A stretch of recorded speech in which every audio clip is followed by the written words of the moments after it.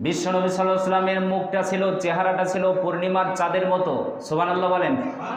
কিসের মতো ছিল? পূর্ণিমার চাঁদ।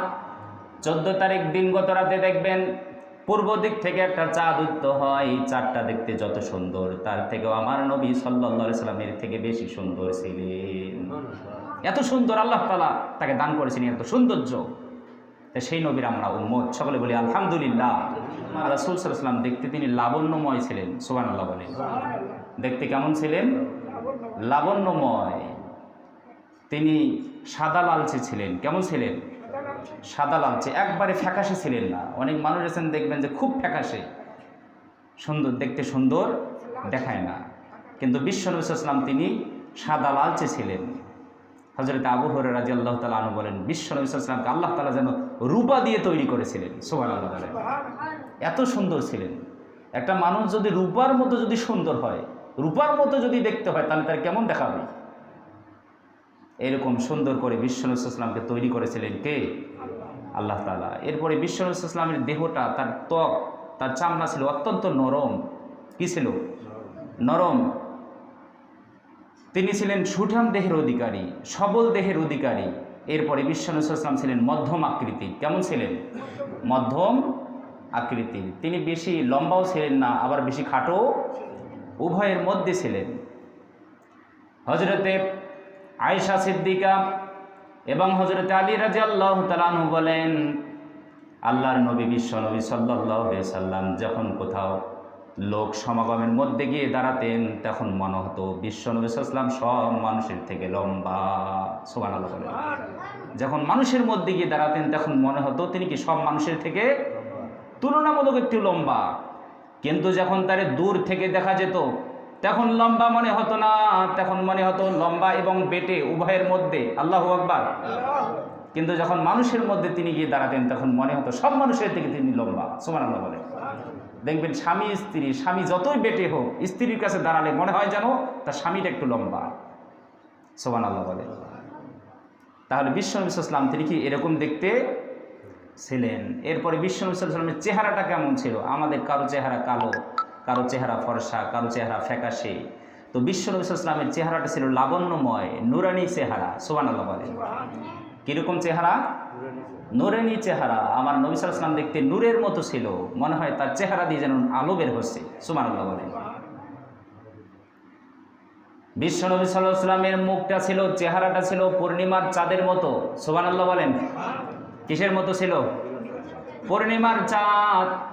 14 তারিখ দিনগত রাতে দেখবেন পূর্ব দিক থেকে একটা চাঁদ উদিত হয়। চাঁদটা দেখতে যত সুন্দর, তার থেকেও আমার নবী সাল্লাল্লাহু আলাইহি ওয়াসাল্লামের থেকে বেশি সুন্দর ছিলেন।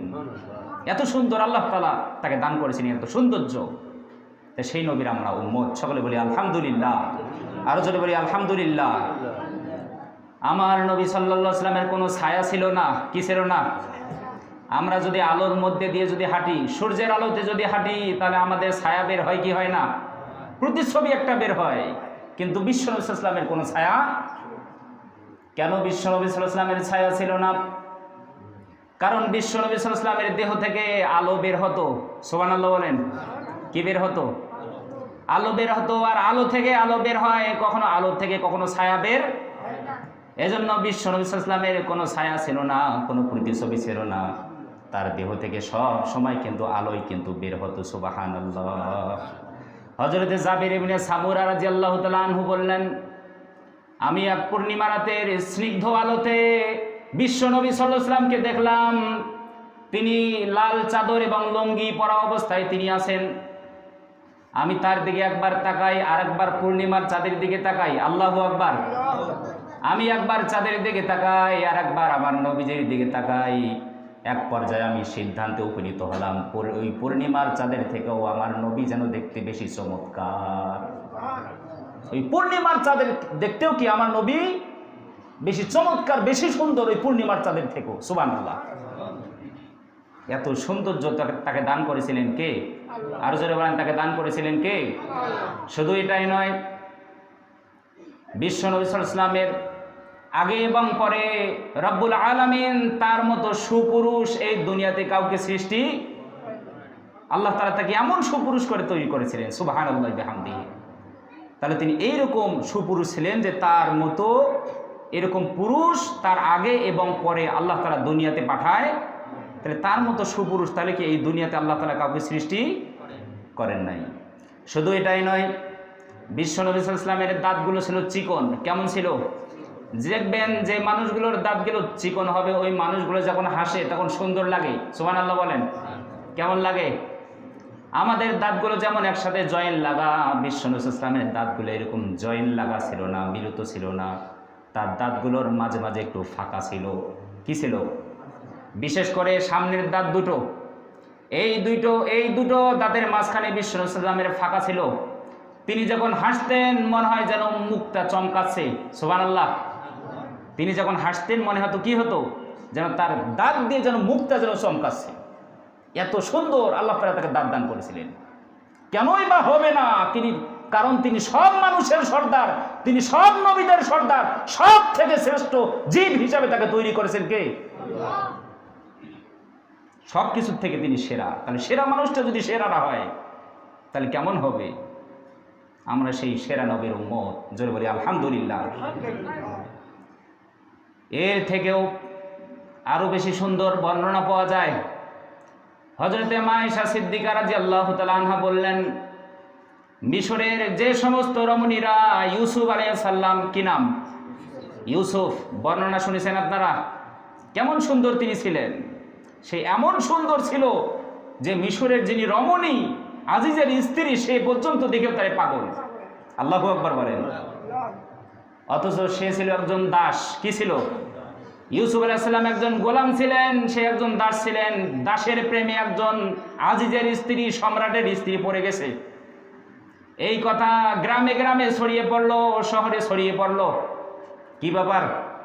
আজিজের স্ত্রী এত নিচে নেমে গেছে যে একজন গোলামের প্রেমে পড়ে গেছে। আল্লাহু আকবার। এটা পরীক্ষা করার জন্য আজিজের স্ত্রী তার সমস্ত শহরের বান্ধবীদেরকে দাওয়াত দিলেন। দাওয়াত দিয়ে বাড়িতে নিয়ে আসলেন। আসার পর সবার হাতে হাতে একটা করে ছুরি ধরাই দিলেন। কি ধরাই দিলেন? চাকু ধরাই দিল, ছুরি ধরাই দিল এবং তাদের হাতে আপেল দিল। কি দিল? আপেল দিল। দেওয়া অবস্থায় ওই মুহূর্তে ইউসুফ আলাইহিস সালামকে একটা ঘর থেকে বের করে নিয়ে আসলেন। ঘর থেকে বের করে নিয়ে আসার পরে ইউসুফ আলাইহিস সালামকে চেয়ারে বসাই দিলেন। বান্ধবীদের হাতে আপেল ছিল আর চাকু ছিল। কি ছিল? এরপরে তারা ইউসুফ আলাইহিস সালামকে ওই যে দেখা শুরু করে দিল। দেখতে দেখতে তারা তাদের হাতের আঙ্গুল কেটে ফেলেছিল, তারা বুঝতেই পারে নাই। সুবহানাল্লাহ বললেন না? তারা যে তাদের হাতের আঙ্গুল কাটতেছে, এরা কি তারা বুঝতেছে না ইউসুফ আলাইহিস সালামের সৌন্দর্যে তারা পাগল হয়ে গেছে। হযরতে আয়েশা সিদ্দিকা রাদিয়াল্লাহু তাআলা আনহা বললেন, যে মহিলারা ইউসুফ আলাইহিস সালামকে দেখে তারা তাদের হাতের আঙ্গুল কেটেছিল, ওই মহিলারা যদি নবীজিকে তারা যদি দেখতো, তারা তাদের হাতের আঙ্গুল নয়, তারা তাদের কলিজাটাকে পর্যন্ত তারা কেটে ফেলতো। কি কেটে ফেলতো? কলিজা কেটে ফেলতো। তারা বুঝতো না যে আমরা আমাদের কলিজা কেটে ফেলতেছি। কত সুন্দর বর্ণনা দিয়েছেন হযরতে আয়েশা সিদ্দিকা রাদিয়াল্লাহু তাআলা আনহা। এত সুন্দর ছিলেন আমাদের নবী। তো সেই নবীর আমরা উম্মত। সেই নবীর কি আমরা? আমাদের নবী সাল্লাল্লাহু আলাইহি ওয়াসাল্লামের দাড়ি ছিল বক্ষ পর্যন্ত। কোন পর্যন্ত? বুক পর্যন্ত তার দাড়ি ছিল। আর আমরা সেই নবীর উম্মত, অথচ আমাদের দাড়ির কি নাই কোনো খবর। একটু বড় হলেই চেঁচাচেঁচি শুরু। আল্লাহর গোলাম বুঝলেন না পুরুষের সৌন্দর্যই হলো দাড়ি। পুরুষের সৌন্দর্য কি? আল্লাহ তো চাইলেন মহিলাদেরকে দাড়ি দিতে পারতেন, কিন্তু কেন তাদেরকে দিলেন না? মহিলাদের যদি দাড়ি যদি হতো তাহলে তাদের সৌন্দর্য কি হয়ে যেত? কথা বলে না, নষ্ট হয়ে যেত। সৌন্দর্য কি হয়ে যেত? আর আমাদের পুরুষদের সৌন্দর্য হলো দাড়ি। আল্লাহু আকবার বলেন। এজন্য দাড়িকে কখনো কাটাকাটি ছাড়াছাড়ি করা যাবে না। তো এরকম ছিলেন আমাদের নবী সাল্লাল্লাহু আলাইহি সাল্লাম। সকলে বলে আলহামদুলিল্লাহ।